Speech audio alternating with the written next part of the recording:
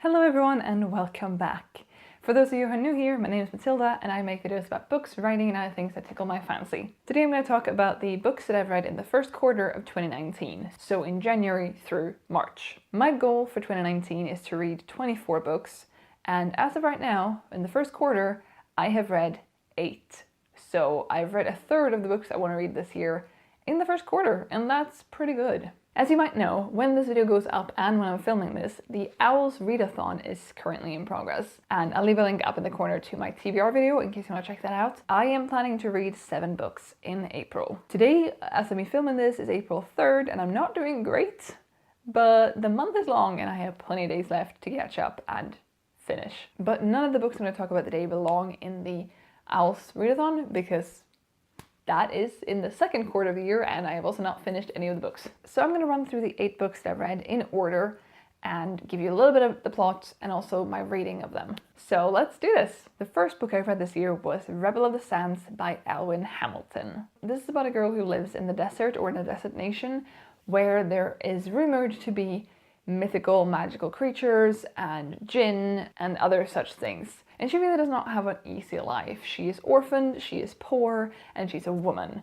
3 things you do not want to be in this land, but she is all 3 of them. Her biggest dream is to leave this place and go find new adventures somewhere else. But it's not as easy to leave as she would like for it to be. She then meets a boy named Jin and they leave together. They make their way out. But it results in them finding new challenges that they didn't really expect. Now, I think that the concept of this story sounds really, really cool, and that's why I picked the book up. However, I did not finish this book, and I am very sad about that. I found the characters annoying, I didn't like how the plot played out, and I read at least 2/3 of the book, if not 3/4 of the book, and I just found myself being really annoyed with it and really unsatisfied. So I decided to DNF it, and I haven't looked back. I wish I would have liked it, but it was just not for me. The second book I read was Warcross by Marie Lu, and I read her first book in the Legends series a few years ago and did not really enjoy it. So I was a bit hesitant about picking this up and I went back and forth a lot of times between do I buy this or do I not buy this. I ended up buying it because I got a good deal on it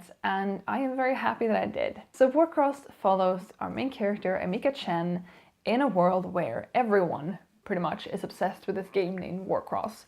And everyone plays it and it's very interactive and it's virtual reality and it's super cool. I really, really like the world building there. But Emika herself is not really in a position to play the game. She doesn't have a lot of money. She hacks her way into the game instead and plays it sort of in the black market, which is very interesting. And she hacks into a Warcross tournament that's going on. And when she gets caught, which she didn't expect to be, she expects that she's going to be convicted and thrown out and put in jail or something like that. But instead she's offered a place in the tournament by the creator of the game, who is also like a total hottie and she's super into him. And she's offered a spot because he needs someone to spy on the tournament, on the people in it, because something strange has been going on. This book is the first in a series. I've only read the first one. The second one is out. And I gave this book 4 out of 5 stars. I do believe I'm going to pick up the sequel or the sequels, depending on how it goes. But I enjoyed it. It kept me very engaged and I really, really liked the world building that went down. Personally, not super into the main love interest, but I don't have to be in order to like a book. The third book I read is 7 Days of You by Cecilia Vaness. I think I'm saying that correctly. This is about a girl called Sophia who lives in Tokyo and she has 7 days left until she's moving back with her family to the States. And 7 days just doesn't feel like enough time to say all your goodbyes to your friends and to the locations and to the culture that you've been spending so much time in. And it doesn't help that a friend from her past suddenly comes back unannounced. And his arrival changes a lot of things and Sophia has to come to terms with a lot of stuff in a very short period of time. I gave this book 4 out of 5 stars. I really enjoyed it and I read it fairly soon after we came home from Japan, which meant I was still in that sort of mindset, like I could picture everything because I'd just been. And at that point we were still supposed to go back now in March, April, and it just got me even more hyped to go back. But as you know, if you've been here for a while, my foot is currently in a cast because I had to have surgery and we had to cancel our trip. Anyway, I gave this book 4 out of 5 stars. I really enjoyed it and it was a nice sweet contemporary to get me by. The next book I read was A Very Large Expanse of Sea by Tahira Mafi, and this book follows a girl named Shirin in the aftermath, or sort of very soon after 9/11 happened. Shirin is a Muslim, she wears a hijab, and she's not having the greatest time. People are not treating her very fairly, and teachers, classmates, strangers are all accusing her of being a terrorist and untrustworthy and all these things, while she just wants to have a normal life. She just wants to get through high school and then off to college and have that be it. And it doesn't help that her parents keeps moving the family around because they find better jobs and better school districts. So she doesn't really have a lot of security in, this is my home. She then meets Ocean, who's a guy at her school, and he doesn't really understand why people are being so mean, and he doesn't really understand the differences and their different backgrounds and cultures and why she does certain things. This was such a good book. I gave it 5 out of 5 stars, and it's up there with my favorite books so far this year. It was really well written.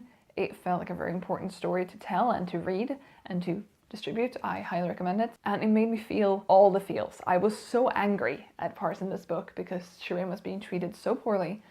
And I was also so happy to see her stand up for herself and see other people stand up for her. And all around, just a very, very good book. Next up, I read o.w.l.s by Gail Carriger, and I read this from a book circle. We were supposed to have discussed it by now, but we've had to postpone the meeting. So Teresa and Marcus, if you're watching, don't listen to my opinions right now. Mute me until a different book comes up and you won't be spoiled for what I think. So o.w.l.s is set in an alternative Victorian London where werewolves and vampires roam the streets as part of society. Our main character, Alexa, is a soulless. She does not have a soul, and that has an effect on vampires and werewolves in her surroundings. And when vampires start disappearing, and werewolves by extension, people believe she's involved somehow. And it's a race against the clock for her to find out what's going on, all the while falling for a werewolf. In the end, I ended up giving this book 4 out of 5 stars. I think it's closer to a 3.5 out of 5 stars. It took me a very long time to get into, and I was just not excited at all. But once I got into it, I kind of liked it, and I found myself laughing aloud a few times to it. I don't think I'm going to pick up the rest of the series though, but it was an interesting read, and it was an interesting combination of Victorian London and vampires, werewolves, neither one of which I read a lot about.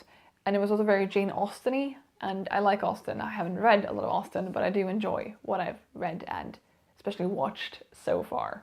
Sorry, I had to relocate to the couch because I wasn't elevating my foot properly and it went numb.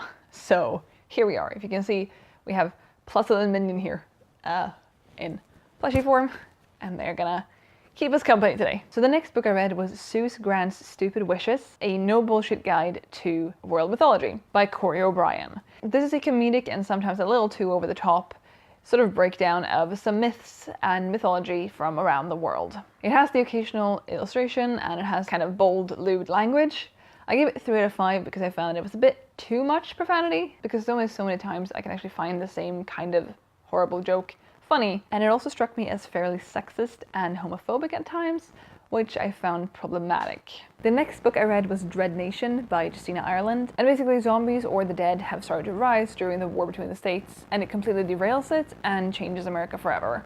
And there are laws in place that Native Americans and people of color have to essentially attend combat schools and learn how to fight so that they can take the blow and kill off these zombies once and for all so that the white people don't have to do it.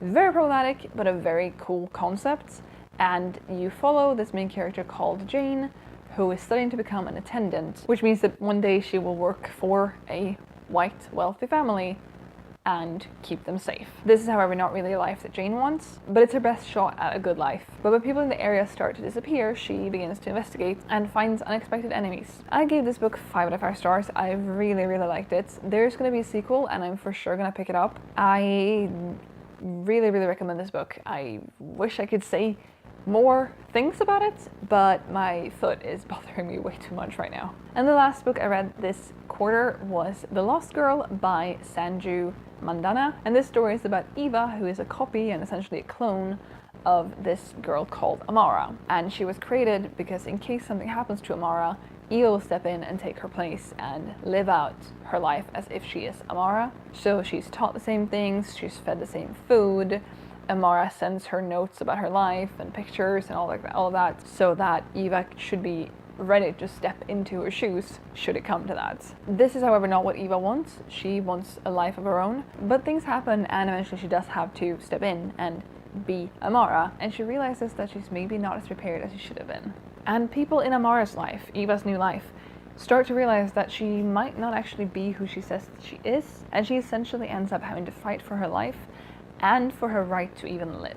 This is such a cool concept to me, and I ended up liking the book. I gave it a 4 out of 5 stars. However, I had problems with the ending. I felt that it was too rushed and it was just a very different tone from the rest of the book. And there were bits and pieces throughout the story I didn't like as well. Overall, though, I liked it enough to give it 4 out of 5 stars. So there you have it. Those are the 8 books that I have read so far in 2019. I'll be interested to hear what you've read so far this year, and also if you've read any of these books in the past and if you've enjoyed them, or if I've inspired you to pick any of them up. Thank you so much for watching. Don't forget to like this video if you liked it, and subscribe if you want to see more videos like this. I will be back with another video soon, and I'll see you then.